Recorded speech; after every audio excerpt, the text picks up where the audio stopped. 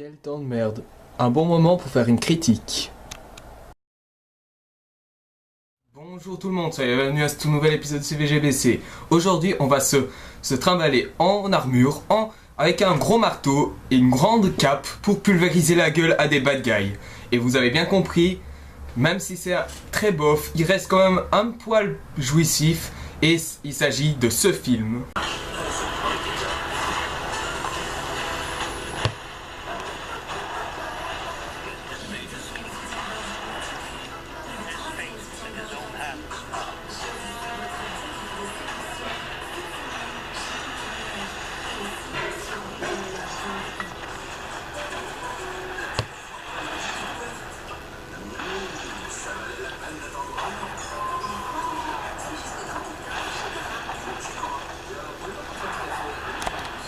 Thor, sorti en 2011, réalisé par Kenneth Branagh, qui est le réalisateur de Shakespeare in Love, du remake de Frankenstein, et également, il a également eu le rôle de Dr. Harlis Lovelace dans le film Wild Wild West. Dans le casting, on peut retrouver Chris Hemsworth, si c'est comme ça que ça s'appelle, parce que son nom, franchement, et qui a joué malheureusement dans le remake de Red Dawn. Oui, j'ai vu le film et c'est pitoyable. Qui a également joué dans Blanche-Neige et le Chasseur et qui va se retrouver par la suite dans la suite de Thor, Le Monde des Ténèbres. On peut aussi retrouver Natalie Portman qui revient juste du succès de Black Swan de Darren Aronofsky et encore Anthony Hopkins dans le rôle de Odin qui lui, ça sert à rien de présenter, surtout que c'est lui qui est connu pour être le fameux Hannibal Lecter dans Le Silence des Agneaux, Hannibal et Dragon Rouge. Donc voilà, que ces trois-là que je connaisse. Le reste, c'est des inconnus qui s'en sortent pas trop mal. De quoi parle Thor? Eh bien, c'est une histoire shakespearienne en fait.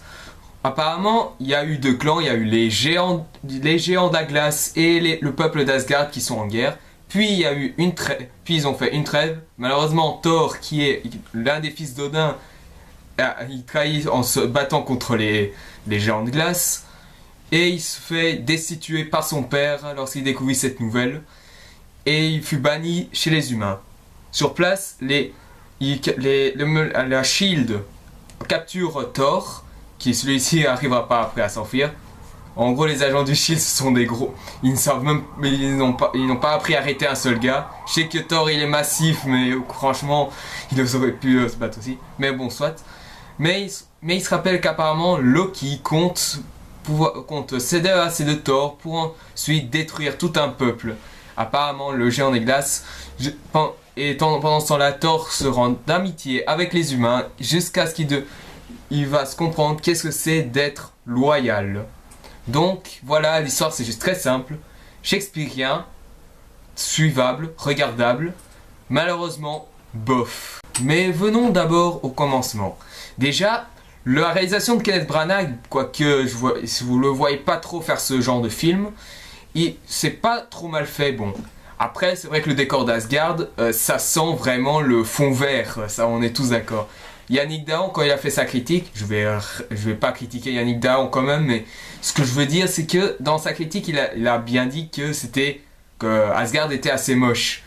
Enfin, il n'a pas vraiment dit pourquoi, mais pour ma part, je pense que c'est expliqué par le fait que les fonds verts étaient trop visibles, quoi. Je veux dire, Kenneth Branagh n'a pas fait cacher ce truc. Mais bon, soit. Après les décors, c'est vrai que c'est pas trop mal fait. Enfin, il y a un petit effort.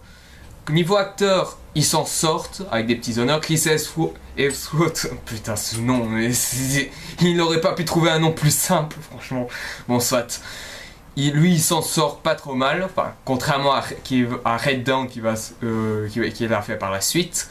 Je compte peut-être critiquer Red Dawn, mais sachez déjà un indice, il est dans les pires films que j'ai vus pour l'année 2013, donc vous savez quel est son niveau. Donc, quant à Natalie Portman, Anthony Hopkins, ils s'en sortent pas trop mal, et les autres acteurs aussi.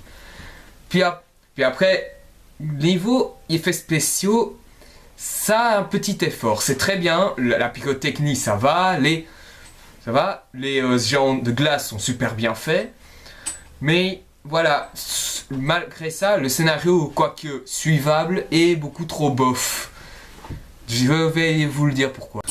Je dis bof parce que ce qu'on attendait de Thor un peu, c'est un peu voir Thor se battre contre les géants de glace, bourriner la gueule à son soi-disant frère qui est Loki pour sauver le monde en gros. Ben ici, c'est un peu ce qu'on a, mais le problème c'est que c'est très loin, mais très loin de ce qu'on imaginait. Il y a ce qu'on aurait voulu, mais c'est pas assez. Niveau scène action qui aurait pu, enfin qui dure pourtant à une durée assez agréable. Je veux dire, ça dure pas, il n'y a pas assez d'action comme ça, je veux dire. Le problème de Thor, c'est qu'il n'y a pas assez de scènes d'action. Après, oui, ils sont regardables, les scènes d'action. Ça veut dire que on prend un certain plaisir à les voir. Seulement, faut pas se cacher, les niveaux scènes d'action, même si c'est pas mal foutu, c'est pas extraordinaire, ça veut dire que c'est très oubliable. Contrairement à un autre film, Captain America First Avengers, qui là pour le compte a non seulement des très bonnes scènes d'action, mais en plus il a un très bon scénario, ce qui revient en quelque sorte le personnage de Captain America. Ici Thor fait malheureusement un peu tâche, et c'est dommage parce que en soi le film Thor n'est pas si foiré que ça. Je veux dire quand même, il y a des bonnes scènes dans ce film. Je veux dire, il y a le premier combat dont c'est Thor qui se bat contre les géants de glace avec ses copains. Ça a l'air fandard comme ça, mais elle est juste énorme. Après c'est vrai, après c'est le côté hyper épique qu'on avait pu voir dans les Spider-Man ou dans les Iron Man. Sachez qu'il y aura une vidéo spéciale sur la trilogie Iron Man, je vous le dis tout de suite. Mais voilà, ça reste pas mal. Pour ce qui est de l'histoire en lui-même, bon, c'est regardable, tout ça, je me répète un peu. Mais il y a quelques scènes comme ça que je vois pas trop l'intérêt. C'est par exemple quand le Thor, il est dans le café. Bon, ça encore le coup où il prend la tasse et il dit « J'aime bien cette boisson, à une autre !» comme il avait l'habitude de faire chez lui. Bah, c'est vrai que ça a l'air super comme ça, mais voilà, après, le problème, c'est que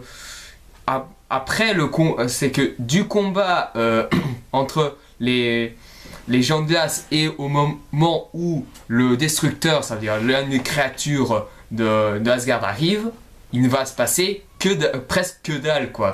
Oui, il y aura un moment où Thor veut essayer de récupérer son marteau, mais voilà, apparemment, d'après ce que c'est dit dans l'histoire, il ne peut récupérer que son marteau. Enfin, je veux dire, celui qui contrôle le marteau, c'est celui qui est ce qui serait loyal, c'est-à-dire quelqu'un qui sait c'est quoi être loyal, respecter les règles en gros.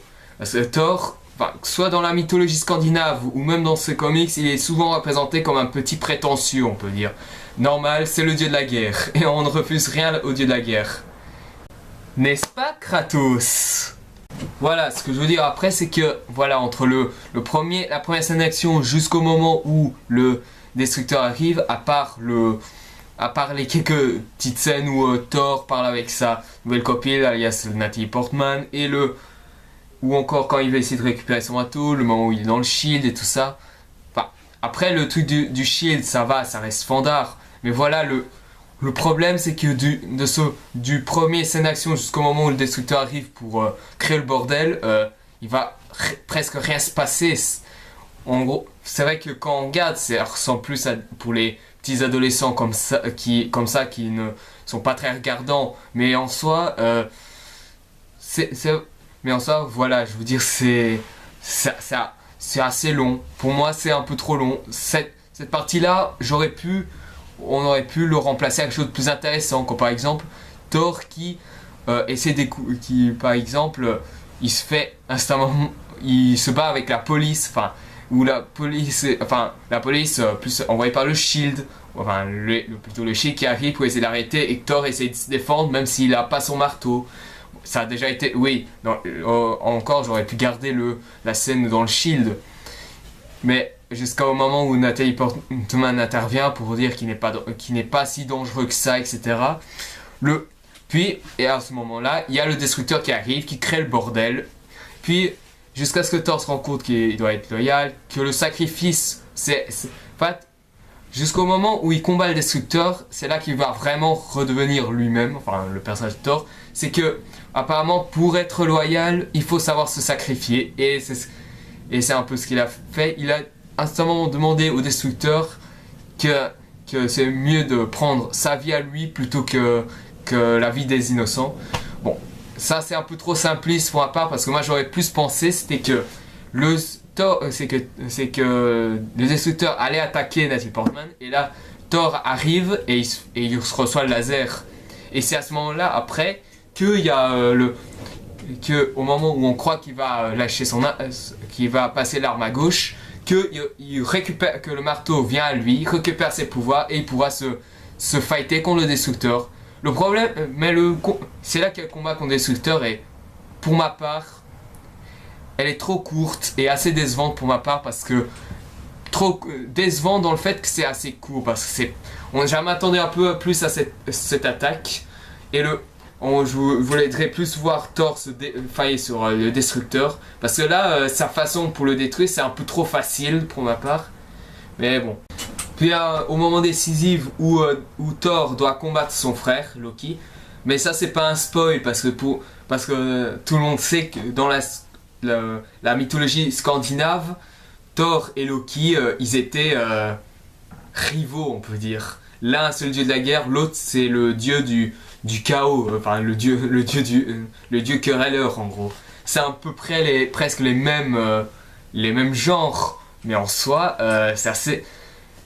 voilà ils sont rivaux. Et ce combat là, c'est un peu mieux, enfin ça dure un peu plus longtemps.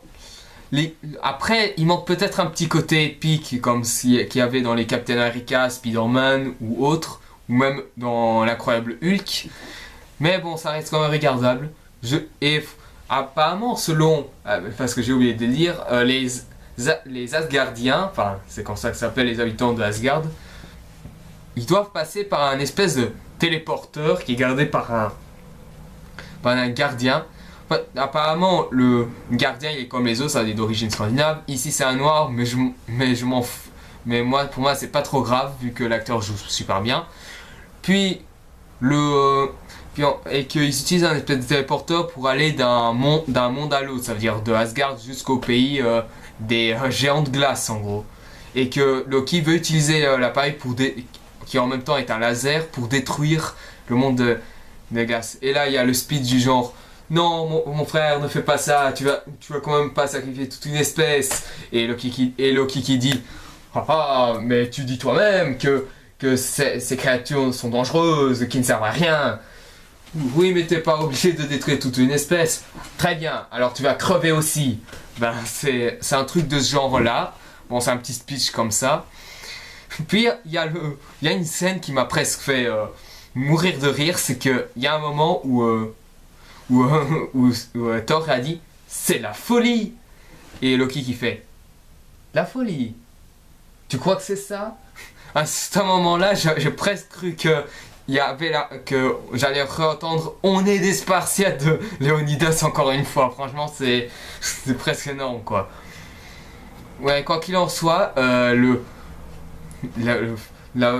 combat final est pas trop mal en lui-même. Donc, je vais mettre quand même mon petit bilan, le bilan sur ce film. Donc, pour conclure, Thor, malgré des grandes qualités, ce n'est pas le meilleur film Marvel, malheureusement. Le scénario est suivable, mais malheureusement, c'est beaucoup trop bof, trop shakespearien pour ma part. Et les acteurs jouent pas trop mal. Les effets spéciaux, malgré qu'ils soient bien faits, ça sent très vite le fond vert par moment. Les décors sont vraiment bien, la réalisation, quoique pas la meilleure, la meilleure pour ce genre de film, s'en sort pas trop mal. Et pour la suite, les effets visuels, je l'ai déjà dit, sont super bien. Enfin, et le design des géants de glace sont super bien faits au passage.